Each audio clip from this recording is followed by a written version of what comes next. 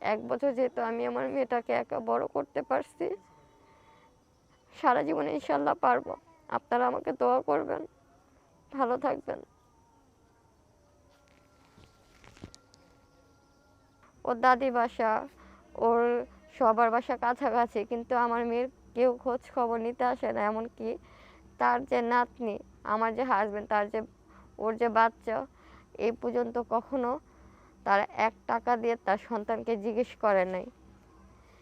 আমি আমার মেয়েকে নিয়ে খুব কষ্টে জীবনযাপন করতেছি। আপনাদের কাছে আমার একটাই অনুরোধ, যে আমার মতো আপনারা এই ভুল করবেন না, অন্ধের মতো ভালোবাসবেন না, যাতে আপনার লাইফ কেরিয়ার নষ্ট হয়ে যায়। আসসালামু আলাইকুম, আমার নাম পারভিন।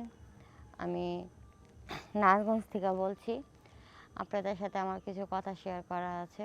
আশা করি আপনাদের আমার কথাটা খুব ভালো লাগবে। আপনারা মনোযোগ সহকারে শুনবেন, কারণ আমার জীবনটা যেভাবে নষ্ট হয়েছে আমি চাই না আর বাকি মেয়েদের জীবনটা এভাবে নষ্ট হোক।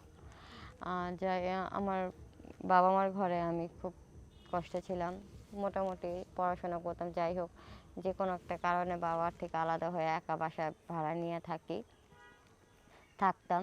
তো ওইখানে বাসার পাশে একটা ছোটোখাটো জব করতাম।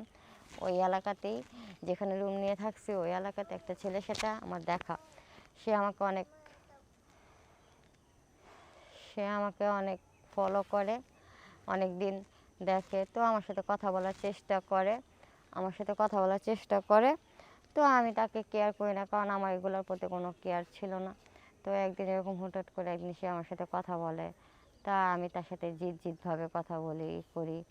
পরে এভাবে আস্তে আস্তে আমাদের সাথে কথা হয়, একটা বন্ধুত্ব সম্পর্ক হওয়ার পরে দুজনকে খুব ভালোবাসি।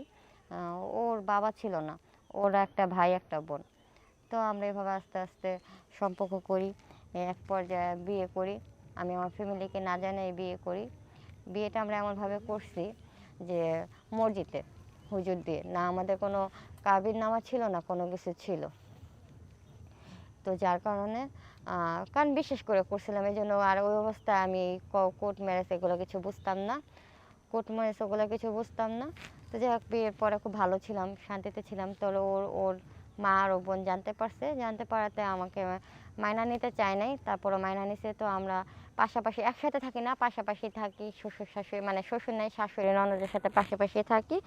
তো আসা যাওয়া করতো, এভাবে সম্পর্ক হয়।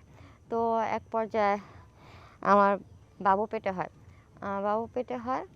তো হ্যাঁ, ওর মা যখনই আমার বাসায় আসতো আমার হাজব্যান্ডের সাথে ঝগড়া লাগতো। যেদিনই আমার বাসায় আসতো আমার হাজব্যান্ডের সাথে আমার ঝগড়া লাগতো।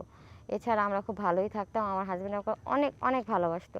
তো এইভাবে আমার মেয়ে হওয়ার পরে আমার হাজব্যান্ড কারখানায় চাকরি করে। তো যাই হোক, মেয়ে হওয়ার পরে আমার হাজব্যান্ড যে একটা ছিল, একটু অন্যরকম ছিল। তারপর মেয়ে হওয়ার পরে এখন ও আরও চেঞ্জ হয়ে গেছে।